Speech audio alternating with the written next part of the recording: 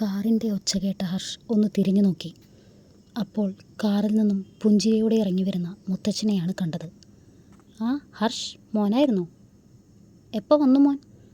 ഞാൻ ഇന്നലെ വന്നതാ മുത്തച്ഛ. ഞാൻ മാത്രമല്ല, ദേവ്, റിയ എല്ലാവരും ഉണ്ട്. ആണോ? അപ്പോൾ ഇന്നലെ ചെറിയൊരു പാർട്ടി തന്നെ ആയിരുന്നിരിക്കും അല്ലേ? അതും പറഞ്ഞ് ചിരിച്ചുകൊണ്ട് മുത്തച്ഛൻ ഉള്ളിലേക്ക് കയറി, കൂടെ ഹർഷും. എന്നിട്ട് കൂട്ടുകാരൻ എവിടെ? എഴുന്നേറ്റില്ലായിരിക്കും അല്ലേ? പക്ഷെ മോളോ, അതിഥി, രണ്ടാളിപ്പോഴും ഉറക്കമാണോ? അതും പറഞ്ഞ് മുത്തച്ഛൻ പുഞ്ചിരിച്ചുകൊണ്ട് ഹർഷിനെ ഒന്ന് നോക്കി. പക്ഷേ ഹർഷിൻ്റെ മുഖത്തെ പരിഭ്രമം മുത്തച്ഛൻ്റെ മുഖത്തെ പുഞ്ചിരിയെ ഇല്ലാതാക്കി. ഹർഷ്, എന്താ മോനെ? എന്താണെങ്കിലും മുത്തച്ഛനോട് പറ. മുത്തച്ഛൻ അത് പറഞ്ഞതും ഹർഷ് വർദ്ധിച്ചു വന്ന ദേഷ്യത്തോടെയും സങ്കടത്തോടെയും ഉണ്ടായതെല്ലാം മുത്തച്ഛനോട് പറഞ്ഞു. ആരോ തട്ടി വിളിക്കുന്നത് അറിഞ്ഞുകൊണ്ടാണ് അരുൺ ഉറക്കത്തിൽ നിന്നും എഴുന്നേറ്റത്. അരുൺ, അരുൺ. എന്താ ഹർഷ്? നിന്നെ മുത്തച്ഛൻ വിളിക്കുന്നു. ഫ്രഷായി താഴേക്ക് വരാൻ പറഞ്ഞു. അതും പറഞ്ഞ് ഹർഷ് അപ്പോൾ തന്നെ അവിടെ നിന്നും പോയിരുന്നു. അരുൺ ഫ്രഷായി താഴേക്ക് ചെല്ലുമ്പോൾ മുത്തച്ഛനും അടുത്തായി ഹർഷും ദേവും റിയയും ഉണ്ടായിരുന്നു. എല്ലാവരെയും കണ്ടതും അരുൺ ഒന്ന് ചിരിച്ചു. പക്ഷേ ഹർഷും ദേവും അരുൺ പുഞ്ചിരിക്കുന്നത് കണ്ടതും മുഖം വെട്ടിക്കുകയാണ് ഉണ്ടായത്. അരുൺ നേരെ റിയയുടെ മുഖത്തേക്ക് നോക്കി. എന്നാൽ തനിക്കൊന്നും അറിയില്ല എന്ന് റിയ ആംഗ്യഭാഷയിലൂടെ അരുണിനോട് പറഞ്ഞു. എന്താ മുത്തച്ഛ വേഗം വരാൻ പറഞ്ഞത്? അരുൺ എല്ലാവരെയും മാറി നോക്കിക്കൊണ്ട് മുത്തച്ഛനോടായി ചോദിച്ചു. അതിഥി എവിടെ അരുൺ? മോളെ കൂടി വിളിക്ക്. മുത്തച്ഛൻ അത് പറഞ്ഞതും അരുൺ റിയയോട് റൂമിൽ പോയി അതിഥിയെ വിളിക്കാൻ ആവശ്യപ്പെട്ടു. അതനുസരിച്ച് റിയ അതിഥിയെ വിളിക്കാൻ മുകളിലേക്ക് പോയി. മുകളിലേക്ക് പോയ റിയ താഴെ വന്ന് അതിഥിയെ റൂമിലൊന്നും നോക്കിയിട്ട് കാണുന്നില്ല എന്ന് പറഞ്ഞതും അരുൺ വെപ്രാളത്തോടെ മുത്തച്ഛൻ്റെ മുഖത്തേക്ക് നോക്കി. മുത്തച്ഛ, അതെന്താണെന്ന് വെച്ചാ. അരുൺ അത് പറയുമ്പോഴേക്കും മുത്തച്ഛൻ്റെ കൈകൾ അരുണിൻ്റെ കവിളിൽ പതിഞ്ഞിരുന്നു. അവൾ പോയി. കാലത്തെ എല്ലാ ലഗേജസും എടുത്തു. ഭർത്താവാണ് പോലും. നിനക്ക് എന്തെങ്കിലും. ഹർഷ്, പ്ലീസ് നിർത്ത്. ഹർഷ് പറയുന്നതിനിടയിൽ റിയ പറഞ്ഞു. റിയ, നീ മിണ്ടരുത്. നീയൊക്കെ കാരണമാണ്. ഇന്ന് കാലത്ത് എന്താ ഉണ്ടായതെന്ന് ദേവ് കണ്ടിരുന്നു. അത് കണ്ട് കരഞ്ഞുകൊണ്ട് റൂമിൽ പോകുന്ന അതിഥിയെയും ഇവൻ കണ്ടിരുന്നു. നിങ്ങൾക്ക് ഇങ്ങനെയൊക്കെ മതിയായിരുന്നെങ്കിൽ പിന്നെ ആ പെൺകുട്ടിയെ ഇതിനിടയിൽ കൊണ്ടുവരേണ്ട ആവശ്യം എന്തായിരുന്നു? അതിഥിക്ക് അവളെ സ്നേഹിക്കുന്ന നല്ലൊരാളെ കിട്ടുമായിരുന്നല്ലോ. ഹർഷ്, മതി, നിർത്ത്. ഹർഷ് പറഞ്ഞത് കേട്ട് ദേഷ്യത്തോടെ അരുൺ പറഞ്ഞു. അവനെന്തിനാ സംസാരം നിർത്തുന്നേ? നീ ചെയ്തതും ചെയ്യുന്നതും ഒക്കെ നല്ല കാര്യങ്ങളാണല്ലോ. നിനക്ക് എന്ത് തോന്നിവാസവും ചെയ്യാം. ഇവിടെ ആരും ഒന്നും മിണ്ടരുത്. ഇത് കേട്ട് ദേഷ്യം അടക്കാനാവാതെ ദേവ് പറഞ്ഞു. ഈ സമയം ഇതൊക്കെ കേട്ട് സങ്കടം സഹിക്കാനാവാതെ മുത്തച്ഛൻ സോഫയിലേക്ക് ഇരുന്നു പോയി. മുത്തച്ഛ. അരുണും മറ്റുള്ളവരും മുത്തച്ഛൻ്റെ താങ്ങി പിടിച്ച്. മുത്തച്ഛൻ നിറഞ്ഞ മിഴികളോടെ അരുണിനെ ഒന്ന് നോക്കി. എന്നിട്ട് മുത്തച്ഛനൊന്നും മിണ്ടുന്നില്ല എന്ന് കണ്ടതും അരുൺ പറയാൻ തുടങ്ങി. നിങ്ങൾക്കെല്ലാവർക്കും എന്നോട് വലിയ ദേഷ്യമായിരിക്കുമെന്ന് എനിക്കറിയാം. പക്ഷേ ഞാൻ പറയുന്നതൊന്ന് നിങ്ങൾ കേൾക്ക്.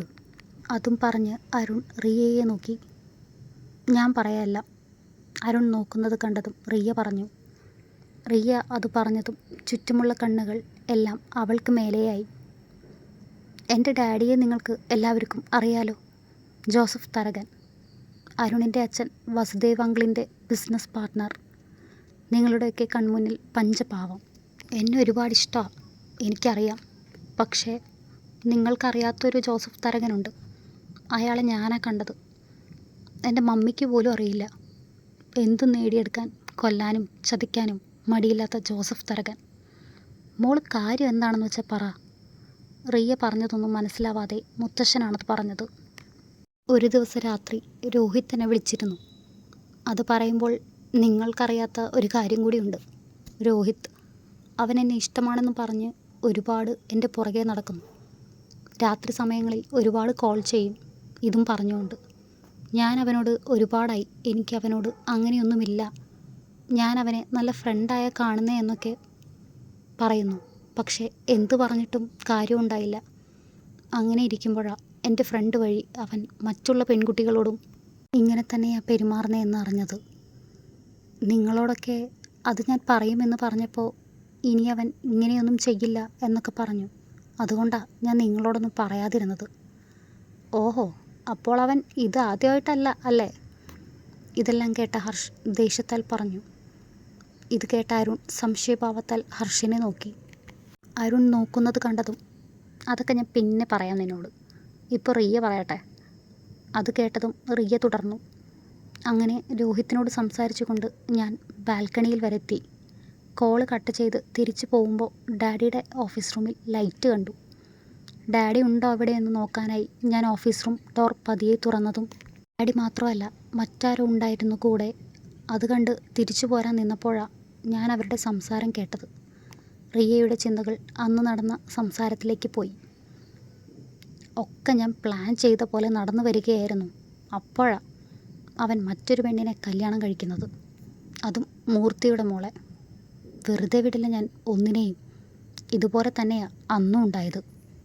പുതിയ ബിസിനസ് കോൺട്രാക്റ്റ് എനിക്ക് കിട്ടാനായ ഞാൻ വർമ്മ കൺസ്ട്രക്ഷൻസിൻ്റെ ഒരേയൊരു സാരഥി വസുദേവ് വർമ്മയെയും ഭാര്യയെയും നിന്നെക്കൊണ്ട് ഒരു ആക്സിഡൻറ്റിൻ്റെ രൂപത്തിൽ അങ്ങ് പറഞ്ഞയച്ചത്. അന്ന് ആ കോൺട്രാക്റ്റ് എനിക്ക് കിട്ടുമെന്ന് ഞാൻ കരുതി. പക്ഷേ അവിടെ ഞാൻ തോറ്റുപോയി. അന്ന് വസുദേവിന് പകരം അത് കിട്ടിയത് മൂർത്തിക്കാണ്. പിന്നീട് വർമ്മ ഗ്രൂപ്പ് വസുദേവിൻ്റെ അച്ഛൻ രാജശേഖര വർമ്മ ഏറ്റെടുത്തു.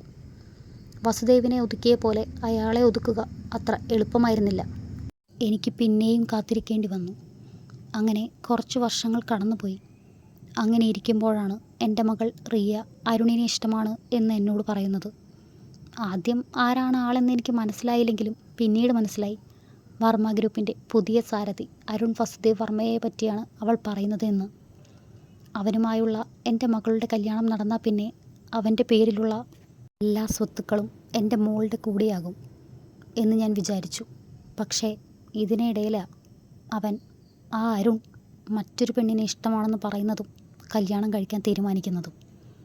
ആ പെണ്ണിനെ പറ്റി ഞാൻ കൂടുതൽ അന്വേഷിച്ചപ്പോഴാണ് അതാണ് കൃഷ്ണമൂർത്തിയുടെ ഒരേ ഒരു മകൾ അതിഥി കൃഷ്ണമൂർത്തി. വീണ്ടും അന്നും ഇന്നും. അന്ന് അച്ഛനാണ് തടസ്സമെങ്കിൽ ഇന്ന് മകൾ. പക്ഷേ ഇനി ഞാൻ കാത്തിരിക്കാൻ ഒരുക്കമല്ല.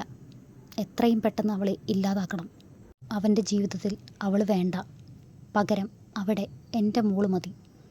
അങ്ങനെ അവൻ്റെ സ്വത്തുക്കളെല്ലാം എനിക്ക് കയ്യിലാക്കണം. അതും പറഞ്ഞയാൾ വന്യമായി പൊട്ടിച്ചിരിച്ചു, കൂടെ മുന്നിലിരുന്ന ആളും. ഇത്രയും കേട്ടതും ചുറ്റുമുണ്ടായിരുന്ന എല്ലാവരും തറഞ്ഞുപോയിരുന്നു. ജോസഫ് അങ്കിൾ, അതും ഇങ്ങനെയൊക്കെ? കേട്ടത് വിശ്വസിക്കാനാവാതെ ദേവ് പറഞ്ഞു. അതെ ദേവ്, എൻ്റെ ഡാഡി തന്നെയാ. ഞാൻ നേരിട്ട് കേട്ടതാ ഡാഡി പറയുന്നത്. പിന്നെ പിറ്റേന്ന് കാലത്ത് തന്നെ ഞാൻ അരുണിനെ വിളിച്ച് നേരിട്ട് സംസാരിക്കണമെന്ന് പറഞ്ഞു. അപ്പോൾ തന്നെ ഞാൻ ഇവനോട് ഞാൻ അറിഞ്ഞതെല്ലാം പറഞ്ഞു. എനിക്ക് അരുണിനെ ഒരുപാട് ഇഷ്ടമൊക്കെ തന്നെയാണ് എന്ന് കരുതി അവനെ സ്നേഹിക്കുന്നതും നശിപ്പിച്ചുകൊണ്ട് അവനെ നേടാൻ ഞാൻ ആഗ്രഹിക്കുന്നില്ല. അവൻ അതിൽ തന്നെയാണ് പെർഫെക്റ്റ് മാച്ച്. റിയ ഒരു വാടിയ പുഞ്ചിരിയോടെ പറഞ്ഞു. അതൊന്ന് നോക്കിക്കൊണ്ട് അരുൺ പറയാൻ തുടങ്ങി. ഇനി എന്ത് കാര്യത്തിൻ്റെ പേരിലായാലും എൻ്റെ അച്ചുവിനെ നഷ്ടപ്പെടുത്താൻ ഞാൻ ഒരുക്കമല്ല. ഞാൻ ഇതൊക്കെയാണ് സത്യമെന്ന് പറഞ്ഞാൽ അവൾ ഒരിക്കലും എന്നെ വിട്ട് മാറി നിൽക്കില്ല. അതെനിക്കറിയാം. എന്നോട് ദേഷ്യപ്പെട്ടായാലും അവളിവിടെ നിന്ന് പോകാൻ വേണ്ടിയാണ് ഞാൻ ഇത്രയും ചെയ്തത്. പക്ഷേ ഞാൻ എത്ര കടുത്ത വാക്കുകൾ പറഞ്ഞാലും അവൾ എന്നെ വിട്ടുപോവാൻ തയ്യാറായിരുന്നില്ല. അതുകൊണ്ടാണ് അറ്റ കൈക്ക് ഇങ്ങനെ ചെയ്യേണ്ടി വന്നത്. റിയ ഇന്ന് കാലത്താണ് എൻ്റെ റൂമിൽ കയറിയത്. അച്ചുവിൻ്റെ റൂം ഡോർ ഓപ്പൺ ആയത് കണ്ടിട്ട് തന്നെയാണ് റിയ എൻ്റെ റൂമിൽ നിന്നും പുറത്തിറങ്ങിയത്. ഹർഷ്, ദേവ്, മുത്തച്ഛ ഒക്കെ വേണമെന്ന് വെച്ച് തന്നെ ചെയ്തതാ. അത് എനിക്ക് അവളെ ഇഷ്ടമല്ലാത്തത് കൊണ്ടല്ല, മറിച്ച് ഞാനും എൻ്റെ ഫാമിലിയും കാരണം അവൾക്കൊന്നും സംഭവിക്കാതിരിക്കാൻ വേണ്ടിയാണ് ഞാൻ. അത് പറഞ്ഞുകൊണ്ട് അരുൺ പൊട്ടിക്കരഞ്ഞു. അത് കണ്ടു നിൽക്കാനാവാതെ ഹർഷും ദേവും അവനെ ഇറുകെ പുണർന്നു. അതുപോരാതെ ഞങ്ങളുടെ എൻഗേജ്മെൻറ്റ് കഴിഞ്ഞ ശേഷം അതിഥിയുടെ അപ്പയാണ് കോൺട്രാക്റ്റ് കിട്ടാനായി എൻ്റെ അച്ഛൻ്റെയും അമ്മയുടെയും ആക്സിഡൻറ്റ് ചെയ്തത് എന്നും മൂർത്തി ഫോണിൽ സംസാരിക്കുന്നത് ഞാൻ കേട്ടതായെന്നുമൊക്കെ അയാൾ പറഞ്ഞപ്പോൾ ഞാൻ വിശ്വസിച്ചു പോയി. പിന്നെ ദേവ്, നീ അന്ന് ഒന്നുകൂടെ എന്നോട് പറഞ്ഞില്ലേ, ഒരു തെളിവുമില്ലാതെ നീ അതൊക്കെ വിശ്വസിച്ചു എന്ന്?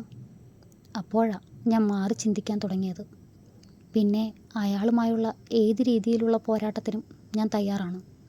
പക്ഷേ എൻ്റെ അച്ചുവിനെ മുന്നിൽ നിർത്തിയുള്ള ഈ കളി അതിന് ഞാൻ തയ്യാറല്ല. അതിന് അവളെ എനിക്ക് മാറ്റി നിർത്തണമായിരുന്നു. ഇനി ഞാൻ അവളെ തിരിച്ചു കൊണ്ടുവരുന്നത് ഇങ്ങനെയുള്ളവരുടെയൊക്കെ അവസാനത്തിന് ശേഷമായിരിക്കും. അത് പറഞ്ഞതും അരുണിൻ്റെ കണ്ണുകൾ രക്തവർണ്ണമായി.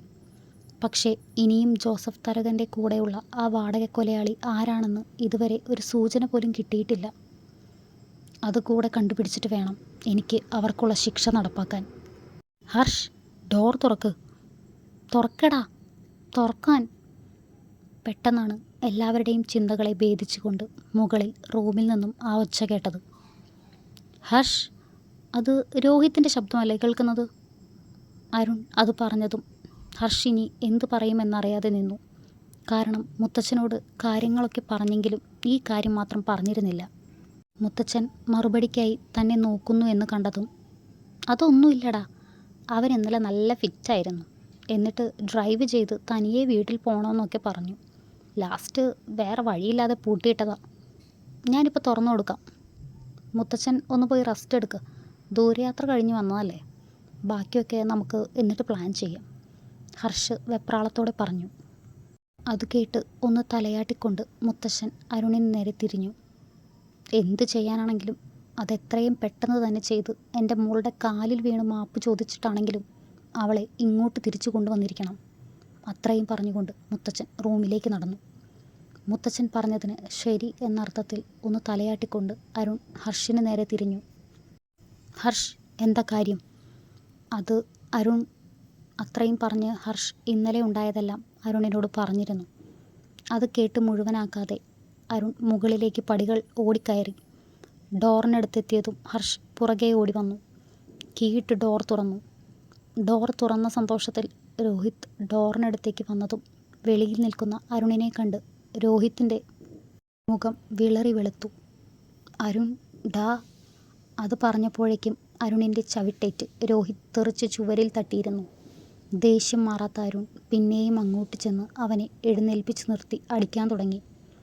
ഇനിയും അരുൺ അടിച്ചാൽ അവൻ ചത്തുപോകുമെന്ന് തോന്നിയതും ഹർഷും ദേവും കൂടെ അരുണിനെ പിടിച്ചു മാറ്റി. വേണ്ടടാ അരുൺ, ഇനി തല്ലിയാൽ അവൻ ചത്തുപോകും. ദേവാണത് പറഞ്ഞത്. ഞാൻ ഇന്നലെ ആവശ്യത്തിന് അവന് കൊടുത്തിട്ടുണ്ടടാ, മതി. ഹർഷ് അതും പറഞ്ഞ് അരുണിനെ പിന്നിലൂടെ പിടിച്ചു. ദേവ്, അവനെ കൊണ്ടുപോ അങ്ങോട്ട്, അല്ലെങ്കിൽ ഇവൻ അവനെ കൊല്ലും. ഹർഷ് അത് പറഞ്ഞതും ദേവ് രോഹിത്തിനെ പിടിച്ചെഴുന്നേൽപ്പിച്ചു. ഇനി എൻ്റെ കൺമുന്നിൽ നിന്നെ കണ്ട അന്ന് നിൻ്റെ അവസാനമായിരിക്കും. ഇനി ഞങ്ങൾക്ക് ഇങ്ങനൊരു കൂട്ടുകാരനെ വേണ്ട, അമ്മയും പെങ്ങളെയും തിരിച്ചറിയാൻ പറ്റാത്തവർ. അരുൺ അത് പറഞ്ഞതും അതിന് ശരിവെക്കും പോലെ ഹർഷും റിയയും ദേവും അരുണിനൊപ്പം നിന്നു. അതൊന്ന് നോക്കിക്കൊണ്ട് വേച്ചു നടക്കാൻ തുടങ്ങി രോഹിത്. അത് കണ്ട അരുൺ താഴെ നിന്നും സെക്യൂരിറ്റിയെ വിളിച്ച് രോഹിത്തിനെ ഗേറ്റിന് വെളിയിലാക്കാനും ഇനി ഈ കോമ്പൗണ്ടിനകത്തേക്ക് കയറ്റരുതെന്നും പറഞ്ഞു. ഇതേ സമയം തൻ്റെ വീട്ടിലെത്തിയ അതിഥി സെക്യൂരിറ്റിയുടെ കയ്യിൽ നിന്നും കീ വാങ്ങിക്കൊണ്ട് വീടിനകത്ത് കയറി. അതിഥി തൻ്റെ ബെഡ്റൂമിലെത്തിയതും പൊട്ടിക്കരഞ്ഞുകൊണ്ട് ബെഡിൽ വീണു. അതിഥിയുടെ കയ്യിലുണ്ടായ ലഗേജും അവളുടെ മുഖഭാവവും കണ്ട സെക്യൂരിറ്റി വേഗം തന്നെ മൂർത്തിക്ക് കോൾ ചെയ്തു.